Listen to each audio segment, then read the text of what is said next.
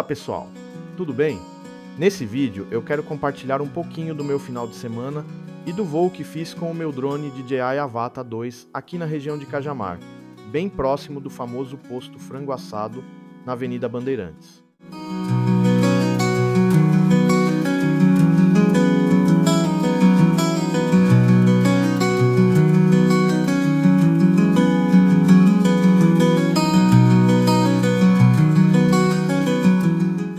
Logo de cara já dá para ver como essa região é movimentada, sempre cheia de carros passando, afinal a Bandeirantes é uma das principais rodovias do estado.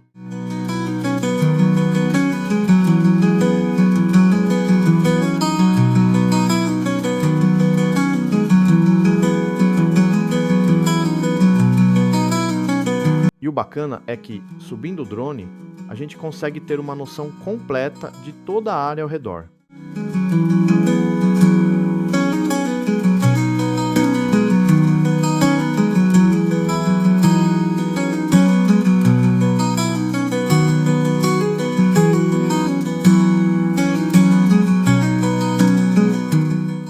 Eu sobrevoei bem em cima do posto e depois segui em direção ao pequeno morro que fica logo atrás.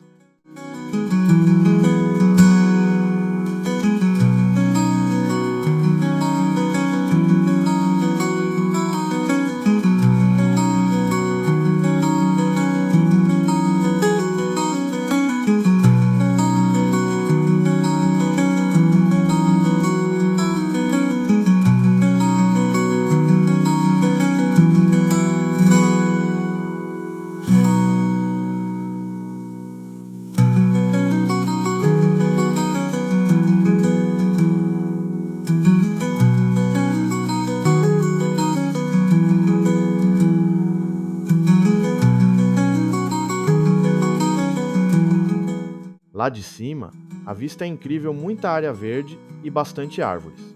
A sensação de liberdade de voar o drone nessas alturas é sempre única. Esse voo foi na volta de um final de semana bem especial.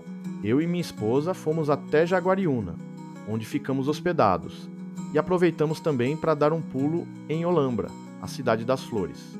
Foi um passeio tranquilo, com direito a um ótimo almoço e aquela atmosfera charmosa que só essas cidades do interior têm. Então, aproveitei a viagem de volta para fazer essa parada estratégica em Cajamar e registrar tudo isso para vocês. Espero que curtam essas imagens tanto quanto eu curti pilotar e registrar essa região do alto.